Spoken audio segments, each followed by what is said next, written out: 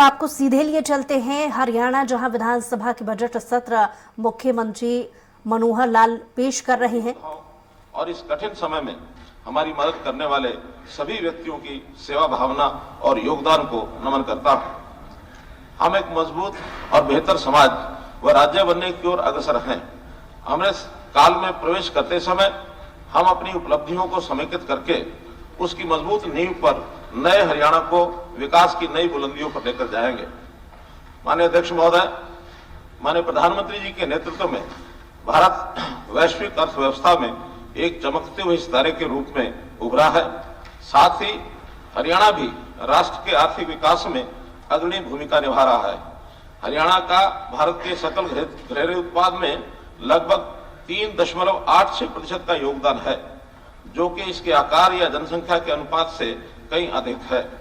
हरियाणा के लिए ये गर्व की बात है कि वर्ष 2022-23 में जीएसडीपी विकास दर 7.1% रहने का अनुमान है।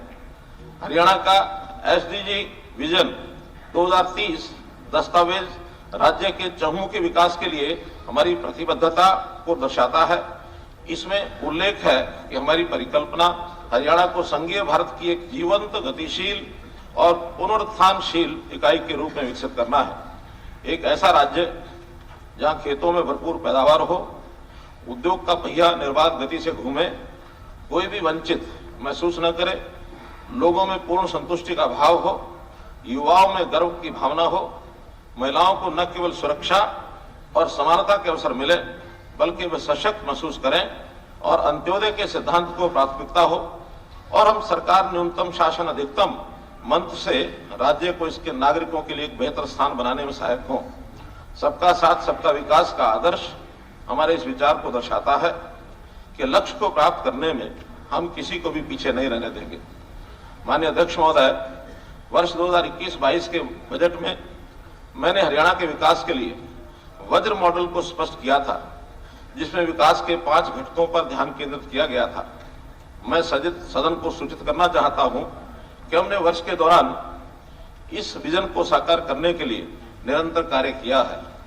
मेरा लक्ष्य इस नींव को और मजबूत करते हुए एसडीजी 2030 में निर्धारित विजन को प्राप्त करने की दिशा में काम करना है। कौटिल्य अर्थशास्त्र की नीति हरियाणा के विकास में मेरे विजन का मूल मंत्र है और वर्ष 2023-24 के इस बजट का आधार है अलब्ध लाभार्था लब्ध परिरक्षणी रक्षिता विवर्धनी वदस्ते तीर्थे प्रतिपादनी च, अर्थात जो प्राप्त न हो उसे प्राप्त करना, जो प्राप्त हो गया है उसे संरक्षित करना, और जो संरक्षित हो गया है उसे समानता के आधार पर बांटना। मैंने अपना पहला बजट तैयार करते समय व्यापक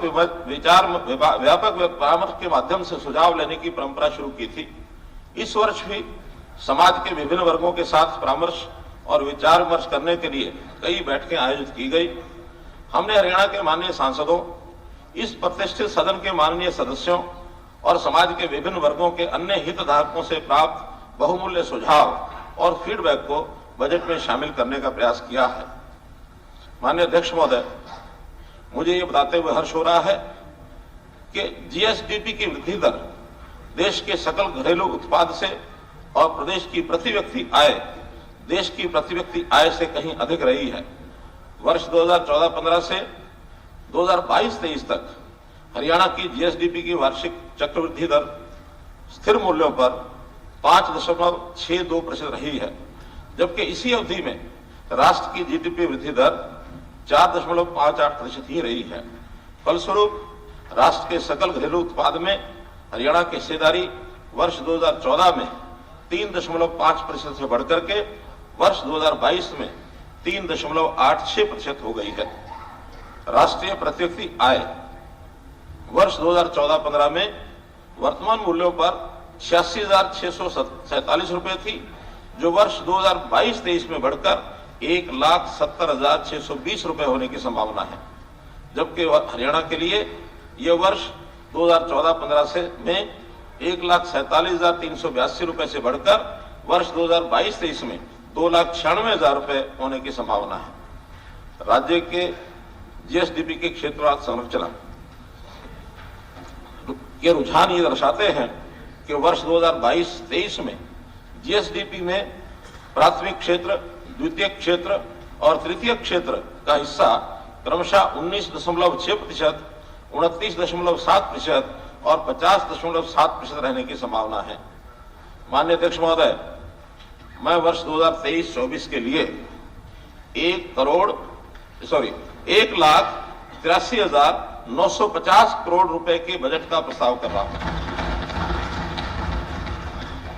जो कि संशोधित अनुमान वर्ष 2022-23 के 1,64,808 करोड़ रुपए पर 11.6% की वृद्धि है।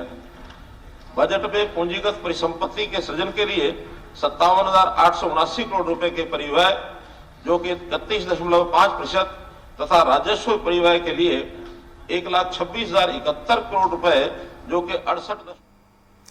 तो हरियाणा के चंडीगढ़ से लाइव तस्वीरें आप देख रहे थे, जहां बजट सत्र चल रहा है और विधानसभा में मुख्यमंत्री मनोहर लाल खट्टर बजट पेश कर रहे थे, जिसकी लाइव तस्वीरें आपने देखी।